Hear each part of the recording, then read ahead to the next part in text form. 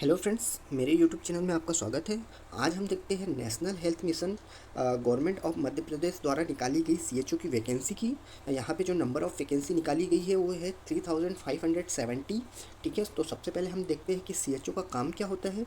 CHO का जो काम होता है वो होता है लीडिंग करना, लीडिंग ऑफिसर होता है और वो लीड करता है एनएम को, एमपीडब्ल्यूज को और आशाओं को।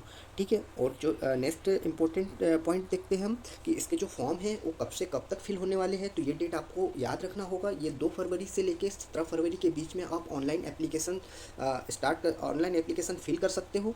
फिर उसके बाद जो नेक्स्ट इम्पोर्टेंट क्राइटेरिया आता है वो है एलिजिबिलिटी क्राइटेरिया। ठीक है, आपको यहाँ पे विशेष ध्यान देना होगा कि कौन कौन से कैंडिडेट किस पोस्ट के लिए अप्लाई कर सकते हैं। तो यहाँ बेसिकली इन्होंने 2 पोस्टें निकाली है। पहली जो पोस्ट है for 6 month certificate in community health training, मतलब इस पोस्ट के लिए आपको सबसे पहले 6 महीने ट्रेनिंग करना पड़ेगा, फिर आपको सीएचओ की पोस्ट मिलेगी। और जो सेकंड पोस्ट है वो for direct recruitment for the position of CHO. जो सेकंड पोस्ट है इसमें डायरेक्ट आपको सीएचओ की पोस्ट मिल जाएगी, इसमें आपको कोई ट्रेनिंग नहीं करना पड़ेगा। तो जो हम देखते हैं कि पहली पोजीशन है उसके लिए आपको एलिजिबिलिटी क्राइटेरिया क्या है। तो ऐसे स्टूडेंट जो बीएससी नर्सिंग कर चुके हैं, जो सेकंड स्टूडेंट है वो पोस्ट बेसिक बीएससी नर्सिंग कर चुके हैं, जो थर्ड कैंडिडेट है वो जेएनएम वाले भी अप्लाई कर सकते हैं, जो नेक्स्ट कैंडिडेट है वो बीएमएस वाले भी अप्लाई कर सकते हैं। तो यहाँ पे BSc nursing, post basic BSc nursing, GNM और बीएमएस वाले फर्स्ट पोजीशन के लिए अप्लाई कर सकते हैं। जो सेकंड पोजीशन है जिसमें डायरेक्ट सीएचओ के लिए आपको पोस्ट मिलेगी, उसमें आपको कौन कौन से कैंडिडेट है जो एलिजिबल है। तो सबसे पहले हम देखते हैं BSc nursing with integrated curriculum of certificate in community community health, मतलब ऐसे बीएससी नर्सिंग वाले स्टूडेंट जिनके कैरिकुलम में कम्युनिटी हेल्थ का कोर्स है, वो कैंडिडेट डायरेक्ट सीएचओ के लिए अप्लाई कर सकते हैं। ठीक है, और ऐसे पोस्ट बेसिक बीएससी नर्सिंग, ऐसे स्टूडेंट जिन्होंने पोस्ट बेसिक बीएससी नर्सिंग कर चुके या कर रहे हैं, लेकिन उनके सब्जेक्ट में certificate in community health subject होना चाहिए। ठीक है, और साथ में आपको जो है इंडियन यूनिवर्सिटी, साथ में जो आपको, और जो जहाँ से आप नर्सिंग कर रहे हैं वो मध्य प्रदेश नर्सिंग काउंसिल में रजिस्टर्ड होना चाहिए। फिर नेक्स्ट इम्पॉर्टेंट पॉइंट है जो कि बहुत ही मोस्ट इम्पॉर्टेंट है फाइनल ईयर वाले स्टूडेंट के लिए। ऐसे स्टूडेंट जो फाइनल ईयर के हैं बीएससी नर्सिंग के और पोस्ट बेसिक बीएससी नर्सिंग के, वो भी यहाँ पर अप्लाई एलिजिबल है। यहाँ पे साफ साफ लिखा है दोस्तों, यहाँ पे देखिए, student pursuing final year of BSc nursing, post basic BSc nursing along with integrated certificate in community health curriculum from institute university recognized by Indian Nursing Council of Madhya Pradesh nursing council में also भी applied. तो जी हाँ दोस्तों, यहाँ पर final year BSc final year वाले student भी apply कर सकते हैं, मोस्ट इम्पॉर्टेंट। ठीक है, नेक्स्ट यहाँ पर हम देख लेते हैं कि जो अलग अलग सीटें मैंने ऊपर डिस्कस की थी कि यहाँ पे 2 सीटें हैं। पहला 6 मंथ ट्रेनिंग सर्टिफिकेट और सेकंड जो है डायरेक्ट रिक्रूटमेंट। तो जो फर्स्ट पोजीशन है सीसीएच के लिए वहाँ पर दी है 1680 सीटें हैं अलॉट की गई है, और डायरेक्ट रिक्रूटमेंट के लिए 1890 सीट अलॉट की गई है। तो यहाँ पे जो टोटल सीटें होने वाली है वो 3570 सीट्स है यहाँ पर। ठीक है,